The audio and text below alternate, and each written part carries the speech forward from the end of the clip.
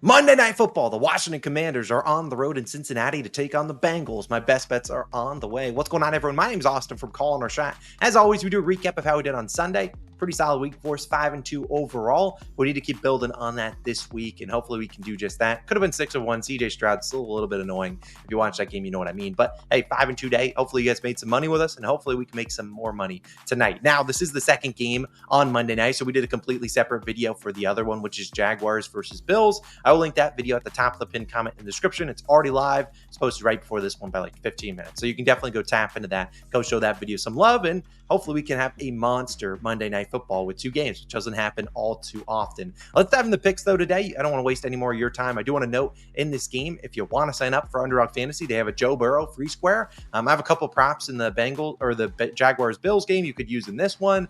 You could do a lot of different things with that free square. It's Joe Burrow to get 1 yard. He'll get that job done, and you can get a free deposit match on your first deposit. So they'll match your first deposit 50% up to $1,000. So if you somehow wanted to deposit $2,000, they'd match you an extra $1,000. But more realistically, if you're depositing like $50, they'll give you an extra $25. So you can definitely take advantage of that. Like I said, use code COS or the link down below. But let's dive in the picks in this video. Like I said, more picks than that Jaguars-Bills game posted before this one. My first one is going to be an under, though. I know people don't like unders, but we are 7-1 on unders so far this NFL season, and today we got a 1-unit one. Let's stop at Mike Gesicki. Give me his under 28.5 receiving yards, -110 on Bet365. I'd play this about 25.5. A couple props I did look at Gesicki is under in receptions is plus money. It's like 2.5 plus 110 on some books. I did actually look at his under in longest reception, which is I think is 13 or 14.5, something like that.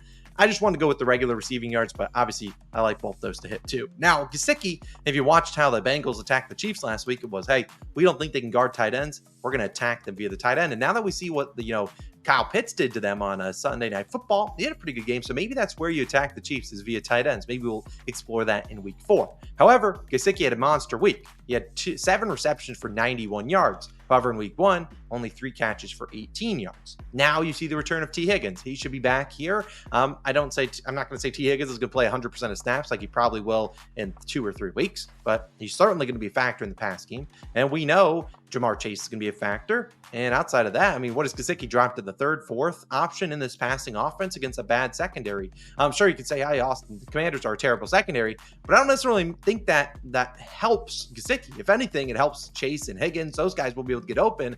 I don't think Joe Burrow is going to be honing in on Mike Gesicki like he did last week. Now, in week 1, we've also seen what we've seen so far this season is Gesicki's not even playing a ton of snaps. In week 1, played 35% of snaps, which was behind Drew Sample. In week 2, he played 47% of snaps, obviously a more pass-happy game script, still behind Drew Sample, and also behind another tight end, Eric All Jr. So he's been basically 2nd or 3rd tight end here. Now, obviously, he's a better pass-catching tight end than those guys, but I don't think they need his services here. I think this is a matchup where Jamar Chase can get wide open. He could have 100, 150 yards, won't shock anyone. T. Higgins should be able to get open too. I think the RBs will have some opportunities too if Joe Burrow is looking to dump it off to anyone. I mean, we've seen in 2023, Commanders allowed the 9th fewest receiving yard or receptions, 5th fewest receiving yards to tight ends so far this season. The Giants didn't even have a tight end with a reception against them. And then Cade Otton in week one against the Commanders, 5 yards on his only catch. He's the only one with a tight end with a reception against them. Now, I'm not saying they shut down opposing tight ends because they're still giving up a ton of passing yards. It just, everyone else stinks on the team. So it's like, well, I'm not going to just target my tight end unless I have to. And it really hasn't been having to target those tight ends. So I really like this spot to fade Mike Gesicki. I don't think it's a prop that a lot of people will be on, but I do think it's a prop that turns green at the end of the night. Sure, does anyone like taking unders? No, I hate taking them, but we're 7-1 on unders. Unders are printing so far this NFL season, and we're going to take Mike Gesicki under 28.5 receiving yards. I love that play. I'd play it down to 25.5, which I think is what FanDuel had it at. Any lower, I don't mind it. If it was any lower, I'd probably pivot to his under and longest reception. Obviously, he went over that last week, but did go under in week 1 when he had 3 for 18. I think his long catch was 7 or 9 yards. So we still went under both of those. I like to fade Mike Gesicki on Monday night. Hopefully he doesn't make me look like a fool. My second play is only going to be a half unit play. So Mike Gesicki is my favorite prop in this game. I do have a half unit play. It's going to be Joe Burrow under 0.5 interceptions, -125 on DraftKings. AKA Joe Burrow, we don't need a pick from you tonight. Now, so far through the season, he's been pretty good. I'm personally only making this a half unit play. If you don't know what units are a standard measure of bankroll. Obviously, Mike Gesicki is a 1 unit play. I just don't want to lose a full unit on an interception prop. They can be a little bit fluky. We think about, if a wide receiver maybe has it go through his hands, tips it to someone else, or maybe some lineman bats it at the top on the defensive line. It pops up and he catches it. Hopefully it's not a bad pass from Joe Burrow. If it is what it is. Now, Joe Burrow is under this line. Hasn't thrown a pick this year against the Patriots or the Chiefs. He has, according to Player Profiler, 0 interceptable passes. Now, some guys can get lucky. Some guys can get unlucky with those interceptions. Like I said, it could go through a receiver's arms, could count as a pick, which would be tough. But the Joe Burrow, so far, so good. He's not really been chucking it deep too far this season, which obviously is good. You don't want to put the ball in harm's way. Since the start of last year, 6 of 19 QBs have thrown an interception versus the Commanders. So if you're looking at the under, 13 of 19 QBs that face him have gone under this line, including both guys that faced him this year, Baker Mayfield and Daniel Jones. Of the 6 guys that threw a pick against the Commanders last year, let's look at the list. Desmond Ridder, bro stinks. He threw 3. Dak Prescott, Trevor Siemian, Mac Jones, Josh Allen, and Russell Wilson. Outside of Russell Wilson, Trevor Siemian, Mac Jones, those guys are pretty bad. Desmond Ridder, pretty bad. Dak Prescott, if you watch how he threw an interception in the game, it was a batted defensive lineman went up and batted it, and a linebacker came and swooped in and made a good play and caught the ball. Josh Allen didn't take a replay. We know how careless Josh Allen was with the ball last season. A little bit better, much better this season.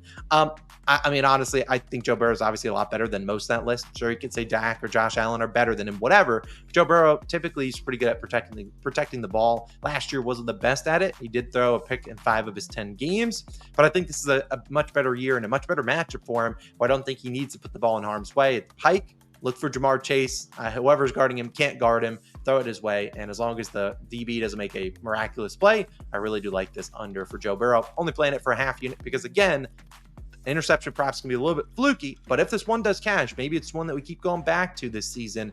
Normally you don't get, normally most interception props are minus 125 or so each way. Not each way, but you get what I mean. They're not going to be like minus 170 on the under, minus 170 on the over maybe, but minus 170 on the under is not really going to happen too much. So maybe it's going to be a wagon this season. Maybe we'll explore QBs against Commanders taking their under in interceptions against one of the worst secondaries in the league. So Joe Burrow, just a half unit play on his under in interceptions.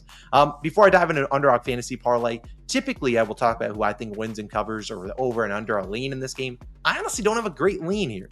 Typically in our week 3 best bets video where we go through every single game, I did lean the over here, but I don't know if I love that as much here. I don't love laying the minus 7.5 with the Bengals. I feel like I'd want to take the Commanders with those, but I don't want to trust them either. So I'm kind of punting on giving you guys even a lean. I really have no idea how this game finishes or how this game goes. It could be a blowout, could be a close game. I really don't know. I honestly don't want to give out even a lean because there's this game I have no confidence on in terms of over under. I have strong confidence on the other game, Jaguars Bills. They even have a 1 unit spread or team total pick over there, but I really don't have a great lean here. Sorry.